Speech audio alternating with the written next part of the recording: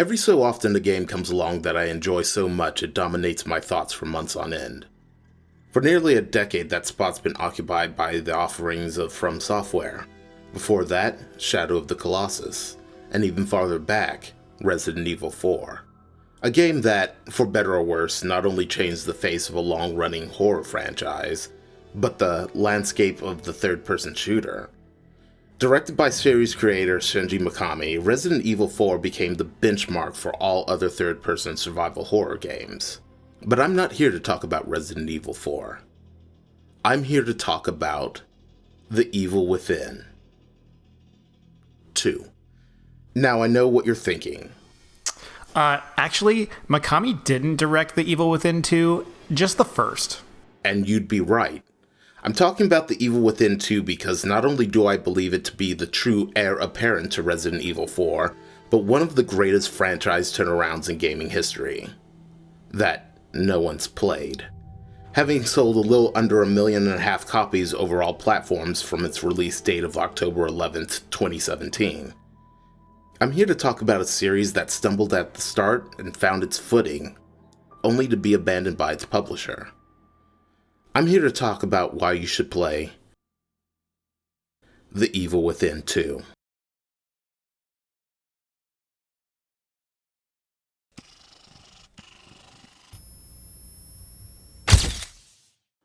So, let's get this over with. Before we can talk about The Evil Within 2, we unfortunately need to talk about The Evil Within. Strap in, folks. The Evil Within tells the story of Ruvik Ruben Victoriano, a mad scientist who creates a machine capable of... Wait.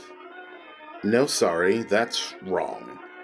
I was confused because the game places more attention on the villain as opposed to the main character.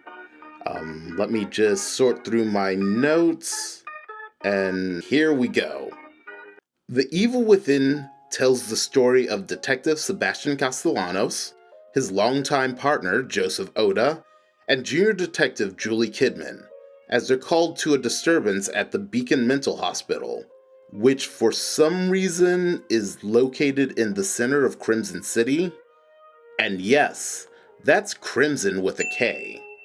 Upon arriving, they find the staff and patients gruesomely murdered, and while investigating the hospital security station for clues, Seabass is knocked unconscious by a heavily disfigured man in a hooded robe.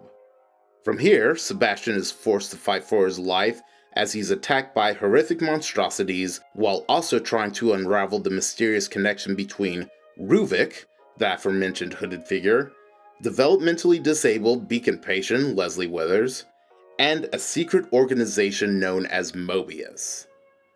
Sounds decent enough, right? Well, here's the part where I shit all over it, because as with most media, the premise is sound, the execution not so much. The Evil Within's narrative comes off like a rushed, unfinished mess. Mainly because it's a rushed, unfinished mess. To drive this point home, I'm going to show you the opening scene of the game and ask a few questions after.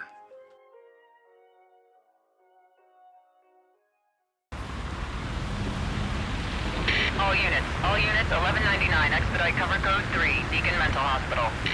184 copy, code 3, ETA 3 minutes. Copy 184. Sorry, detectives. I know you're just coming off a case, but I'm afraid we're gonna have to make a detour. Sounds serious. Is it a riot? A call went out just before I picked you up. Said it was multiple homicides. Half a dozen units already on scene. 131, please advise. Hey, maybe it's the ghost of that doctor who went schizo and chopped up all those patients. That's not what happened. Some patients disappeared. Some kind of scandal? Still, gives you the creeps, doesn't it? 127, 124, please respond. Joseph, you think there's a connection? It's a possibility. I believe the records were sealed. Anyone on scene, respond. Dispatch, this is Detective Castellanos in 184. What's the situation? Over. 184, be advised. Some problem reaching out on the Beacon Memorial. Is there any... God damn it! Jesus!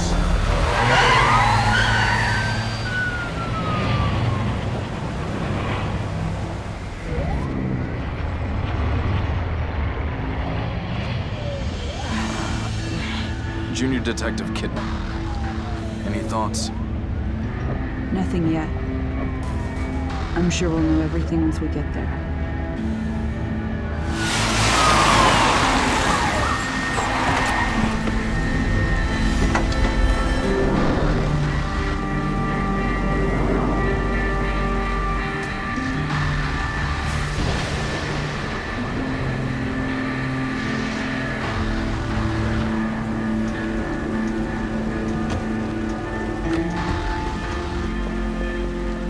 What do you make of it? Connolly, contact dispatch and let them know what's happening. Joseph, Kidman, you're with me. We're gonna have a look around. Right.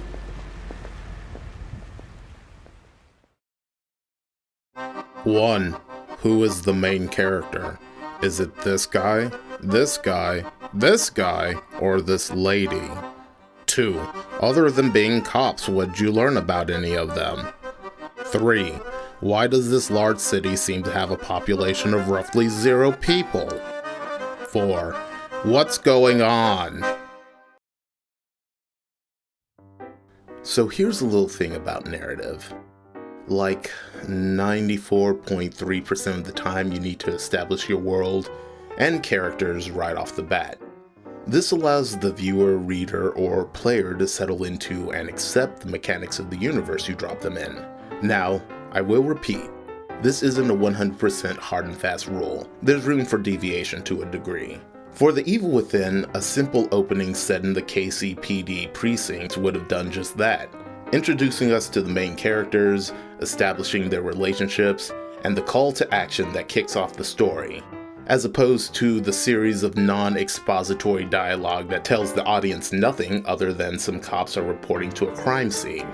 Due to the simple storytelling misstep, the rest of the game struggles and fails to expand character personalities and relationships, and ultimately give the audience a reason to care about them. As bad as that all is, that's not the worst aspect of the first game's narrative. I'm going to spoil the twist of The Evil Within. If for whatever reason you still have an interest in playing it, feel free to skip to here.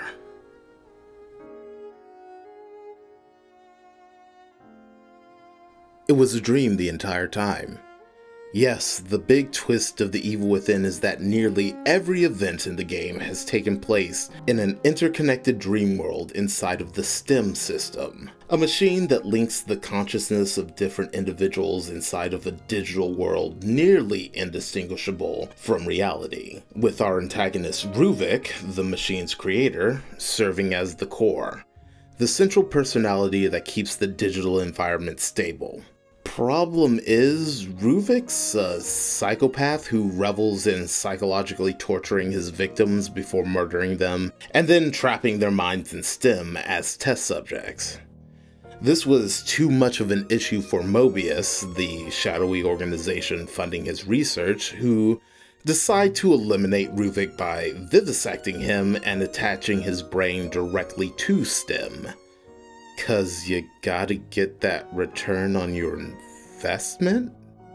Even more baffling was the decision to include a wireless transmitter in the machine, allowing Ruvik to release a signal capable of forcibly pulling everyone within its proximity into his virtual nightmare, for the express purpose of gaining access to Leslie Withers, the only person to have connected directly to Ruvik's mind and survived, allowing Ruvik to then overwrite Leslie's personality and escape STEM by stealing his body.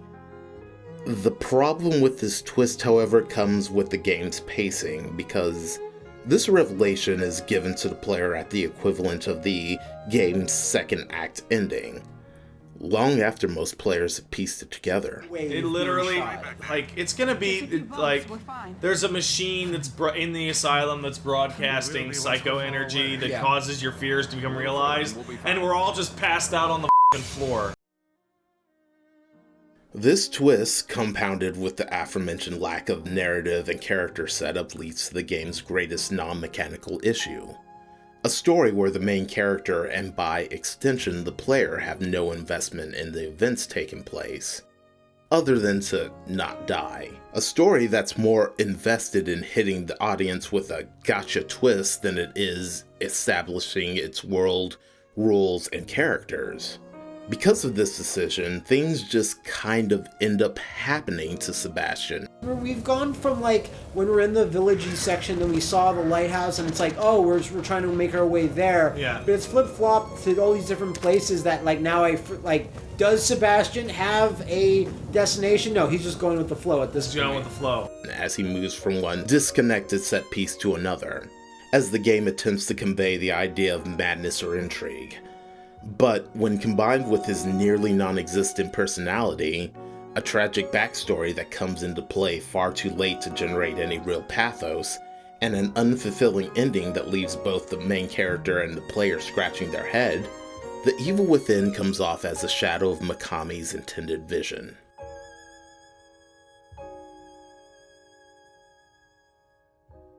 As I implied earlier, there's a fair amount of anecdotal evidence indicating heavy revisions to the Evil Within story during production. Minor changes such as originally setting it in Spain, and greater ones such as supporting characters envisioned with totally different backstories and nationalities.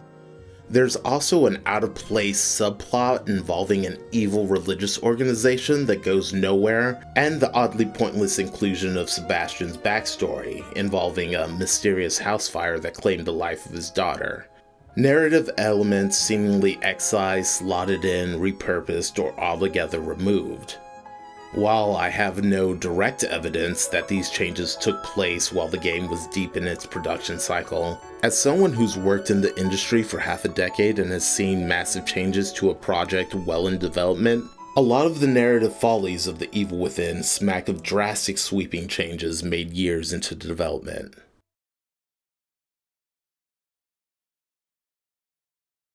Now, with that primer out of the way, let's talk about how The Evil Within 2 fixed all of that.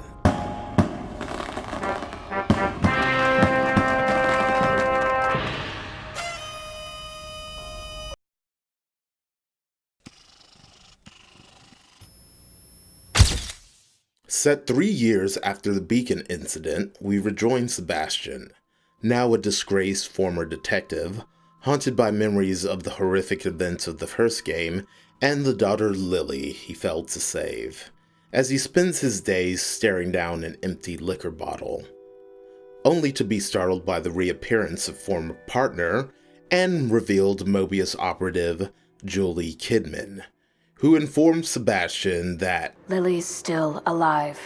Not only is Lily alive, but is now serving as the core for a second stem. Mobius, having lost contact with her a week prior, enlists Sebastian to find his daughter before the STEM environment collapses, killing everyone inside. Wow, would you look at that? A clear narrative setup that explains the stakes and the protagonist's motivation, presented at the onset of the story. Neat. All sarcasm aside, this setup leads to one of my favorite aspects of The Evil Within 2. I'm a big fan of dreamscapes and dream logic in my media, and one of The Evil Within's greatest sins is squandering that setting with its aforementioned plot twists, which would be excusable if not for sequences like this.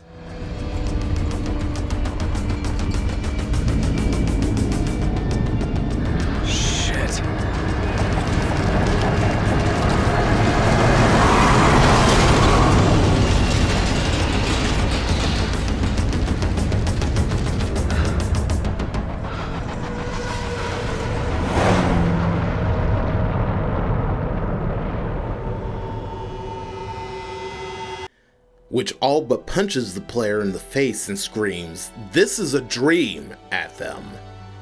Contrast that with 2, which immediately throws good old Seabass in the deep end. First, recreating his old KCPD office, before transporting him to a nightmarish hotel turned grisly art installation, which, aside from some fantastic environmental art direction, features amazing bits of easily missed foreshadowing.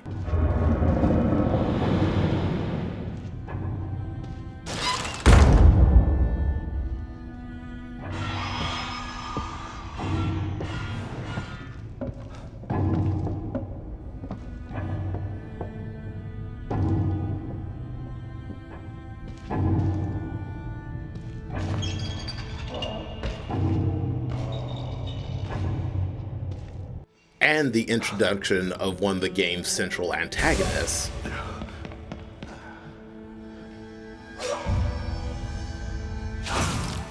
Culminating in a mad dash escape that will feel very familiar to players of the first game, leaving Sebastian in the small town of Union, where he quickly discovers that, much like the Beacon incident, most of the inhabitants have been transformed into horrific, bloodthirsty monsters. Union is where 2 really sets itself apart from its predecessor. Instead of a series of disconnected linear levels, Union is an open-world environment full of secrets, side quests, one of which features a 100% missable enemy type, and NPCs.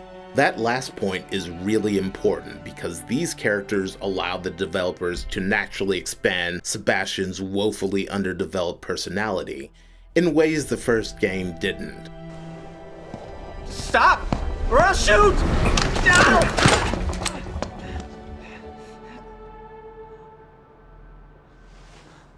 A soldier would have taken the safety off. Coupled with Kidman providing support outside, Sebastian is allowed to finally come into his own as a character. But as we all know, a protagonist is only as good as their antagonist's evil.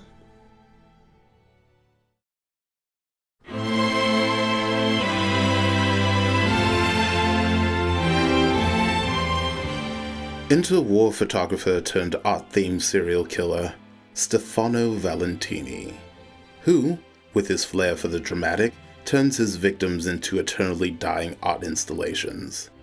Given his flamboyant nature, he stands in direct contrast to Ruvik's dour, overly serious persona, who, due to his psychopathy and a little extra help, has been granted extraordinary powers within STEM. As awful as that is, he's now set his murderous sights on Lily, in the hopes of turning all of Union into his greatest masterpiece. My favorite aspect of Stefano's characterization comes from the gleefully psychotic cat-and-mouse game he plays with Sebastian. As a pretentious hack artist, Stefano needs Sebastian as an audience for his blood-soaked exhibitions, which do all the talking, or killing as the case may be, for him. All of these elements, and many I haven't touched upon, come together to flesh out the world and characters far more than the first game ever could. But narrative is just one aspect of the game. It has to actually play well, too. I don't think it's unfair to say that The Evil Within had its fair share of technical issues. No, It's that work. Yeah, this worked. No? What? Why? Why? This is f***ing horse. That's horse. What just happened there? That clearly. That's f***ing lies. Yeah. From inconsistent frame rates, instances of awful texture pop-in, an odd aspect ratio that negatively impacted gameplay, and a whole host of odd mechanical bugs. These technical and optimization issues are likely due to the game shipping across 2 generations of console hardware. That point is actually kind of important, because that means 4 versions of the game, not counting the PC port, were in production at the same time. 4 versions that had to work across 4 very different pieces of hardware. While 2 still has its fair share of oddities. Okay, it's good that you picked that up. Fortunately, you have bottles for days. Sure do. Oh my god. What a dumb battle. Gameplay as a whole has been vastly improved over the original. Sebastian now has a venerable arsenal of weapons he can acquire throughout the game. New to the series is a crafting system, allowing Sebastian to upgrade weapons at workbenches, which in the previous game could only be done with the use of green gel, which served as dual currency for upgrading weapons and Sebastian's skill tree. That, however, has been done away with in 2, replaced with weapon parts. Sebastian can also use workbenches to craft ammo and health items from resources gathered around Union. However, if you do find yourself running low out in the field, you're able to craft on the fly, albeit at a greatly increased materials cost. Making a reappearance is the character upgrade tree, allowing Sebastian to increase his defense, health, stamina, reload speed, accuracy, and stealth kill abilities. Last but not least is the Warden Crossbow, the sequel's take on the first game's ridiculously named Agony Crossbow. A totally silent weapon which brings the first game's underdeveloped trap mechanic back into play, allowing Sebastian to fire specialized bolts with various effects that can be used to directly damage enemies or planted as mines. By pairing all of these new and returning systems with Union's open world, The Evil Within 2 creates situations that allow players to take on combat encounters as they see fit, and ultimately provide a more satisfying gameplay loop. However, improvements can only get you so far. As we all know, numerous good and bad games live and die by their marketing. And this is where the true tragedy of The Evil Within 2 comes into play.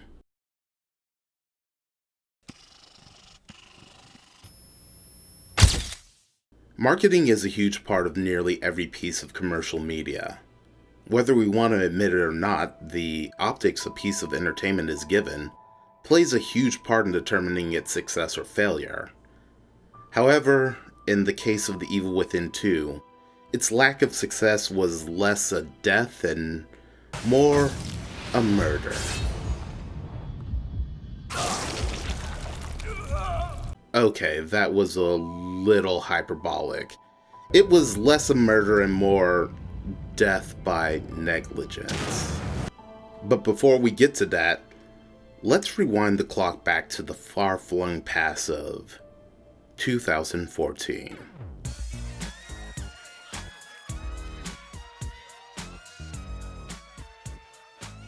The Evil Within has appeared twice at E3, and survival horror fans are excited. A brand new IP from Shinji Mikami, director of Resident Evil 4, has genre fans clamoring. It's even sparked interest in the casual gaming audience. If you lived in any major American metropolitan area, chances are there were billboards and advertisements everywhere.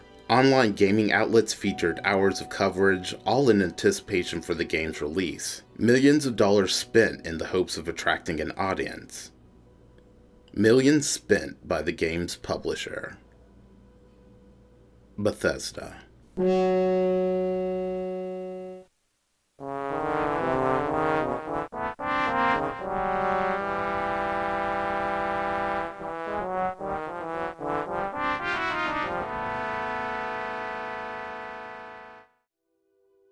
Now, I'm going to let you in on a little secret. I'm not particularly the biggest fan of Bethesda first-party games. And I feel as if it would be disingenuous to keep that bias to myself, because I'm going to be throwing out a lot of accusations, and I want you to compare what I say to publicly available information. In my opinion, Bethesda is kind of an awful third-party publisher. If a game's not developed by id Software, they kind of don't care about marketing it. From 2008 to April 2019, Bethesda published 11 new third-party developer IPs, or sequels thereof, with hits such as Wet, Rogue Warrior, and Brink. Mostly forgotten releases that I suspect turned a decent enough profit that was most likely funneled into developing Bethesda's first-party IPs.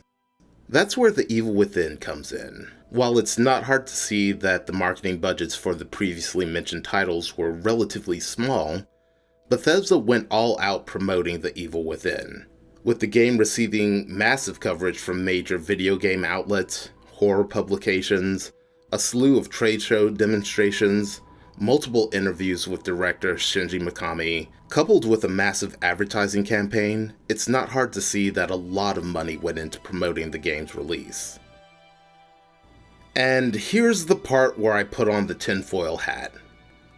While all that public grandstanding was taking place, I suspect there were a number of behind-the-scenes issues plaguing development, and a non-negotiable release date. Once again, I don't have any proof of these claims, relying instead on my experience in the industry, but it's clear that The Evil Within needed maybe 5 or 6 months of extra development time before release. While the game was a moderate critical and commercial success, I think it's safe to assume that it didn't do the numbers Bethesda was hoping for.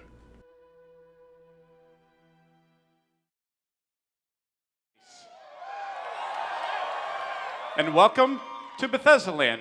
We will offer you an experience at E3 unlike anything else, and a chance to celebrate some of the world's best video games.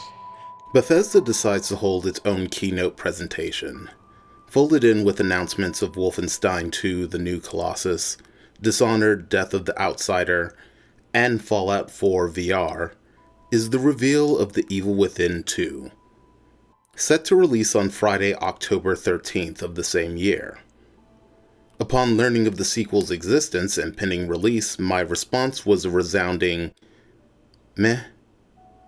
Personally, I was still burnt from my experience with the previous game, and I didn't have high hopes for the sequel, so I just kind of forgot about it. Until...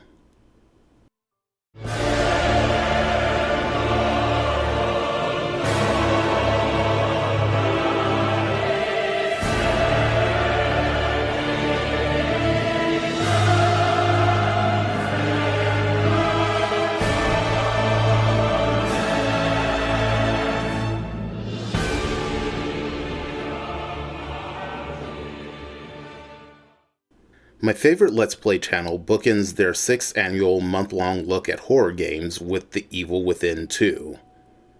And to my shock, the game looked good. Really good. So, I played it, and was blown away by how much of an improvement it was over the first in all respects.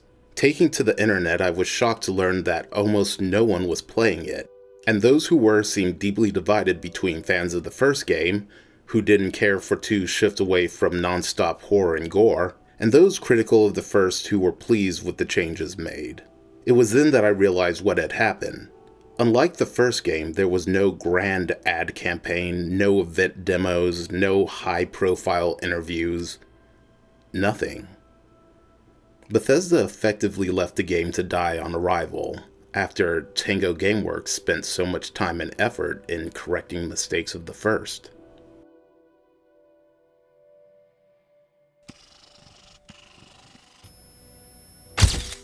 The Evil Within 2 is a love letter to the horror genre, across all media, taking visual and thematic cues from sources such as Resident Evil, Silent Hill, Condemned, Twin Peaks, The Cell, and countless other titles, while also telling a far more personal and affecting story than its predecessor. While conducting research for this video, I discovered this quote from lead concept artist and best thing about Bethesda's 2019 E3 conference, Akumi Nakamura, regarding The Evil Within. The Evil Within did not start off as a survival horror game. At one point it was sci-fi. At another it was more of an open world game. Creating a new game at a new company is never straightforward. How fitting then that its sequel take all of those unused concepts and finally put them in action. At the start of this video I talked about games that really stuck with me, and I made this video to highlight a game and series that I've truly become invested in. A series which at the end of the day I'll be sorry to watch die and slide into obscurity due to lack of publisher faith and public attention. The Evil Within, flawed as it is, still offers enough conceptual intrigue and decent enough gameplay to validate its existence. The Evil Within 2, while not without its faults, takes the questionable groundwork of the first and expertly refines it. Thanks to director John Johannes and his team at Tango Gameworks, having learned from the mistakes of the past, crafted an engaging, horrifying, occasionally funny... I wasn't going to leave this place. It's fucking evil out there. That may be, but there's evil within, too. And touching ride that I hope more people take the time to experience. If they do, maybe, just maybe, we'll see another sequel. And nothing would personally make me happier. That's why this video exists. That's why you should play The Evil Within 2.